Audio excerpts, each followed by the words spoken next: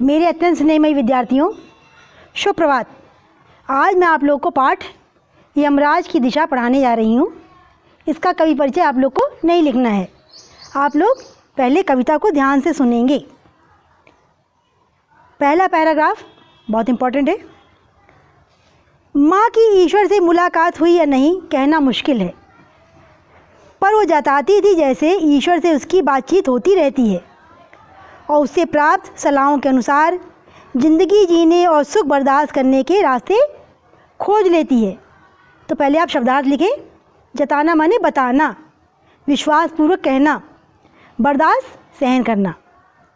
भावार्थ, कवि कहता है कि उसकी माँ और यमराज की मुलाकात हुई थी या नहीं कहना कठिन है, पर वो इतने विश्वास से कहती थी जैसे वो ईश्वर से मिलकर उसकी सलाह से काम करती है। वो उसी सलाह के आधार पर सुख दुख से बचने के उपाय खोज लेती है। इससे लगता है कि माँ अपने जीवन में ईश्वर के बताए रास्ते का ही अनुसरण करती है। तो इसमें पहले आप प्रश्न उत्तर लिख लें। पहला प्रश्न, कवि की माँ क्या जताया करती थी? इसका उत्तर लिखें।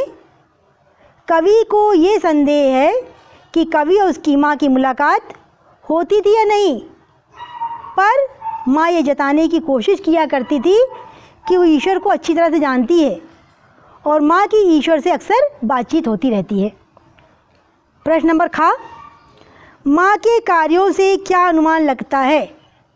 उत्तर है, माँ के कार्यों एवं व्यवहार से ऐसा लगता है जैसे वो ईश्वर की राय मानकर ही सारे कार्य करती है और उसी की राय सलाह से जीवन में सुख सहने के तरीके खोज लेती है।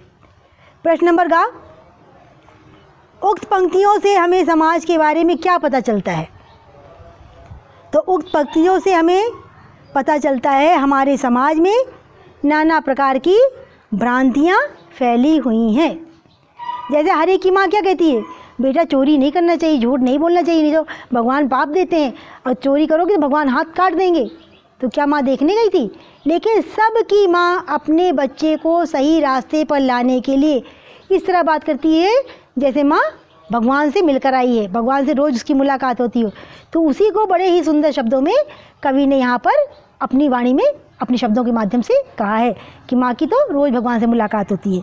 पैराग्राफ नंबर 2, माँ ने एक बार मुझसे कहा था, दक्षिण की तरफ पैर करके मत सोना, वो मृत्यु की दिशा है और यमराज को क्रुद्ध करना बुद्धिमानी की बात नहीं। तब मैं छोटा था और मैंने यमराज के घर का पता पूछा था। उसने बताया था तुम जहाँ भी हो वहाँ से हमेशा दक्षिण दिशा में। तो पहले बच्चों आप शब्दार्थ लिखेंगे। यमराज, यमराज को कहते हैं मौत का देवता। क्रुद्ध करना, नाराज होना।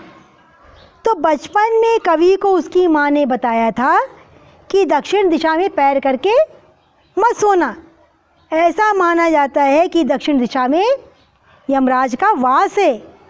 यमराज मृत्यु का देवता है। यमराज को क्रोधित करना, उनको गुस्सा दिलाना क्या है? मौत को दावत देना है। यमराज को नाराज करने में बुद्धिमानी की बात नहीं है। कवि उस समय छोटा था जब उसने यमराज के घर का पता पूछा था। उससे कवि की बाल सुलभ चेष्टा कह सकते हैं।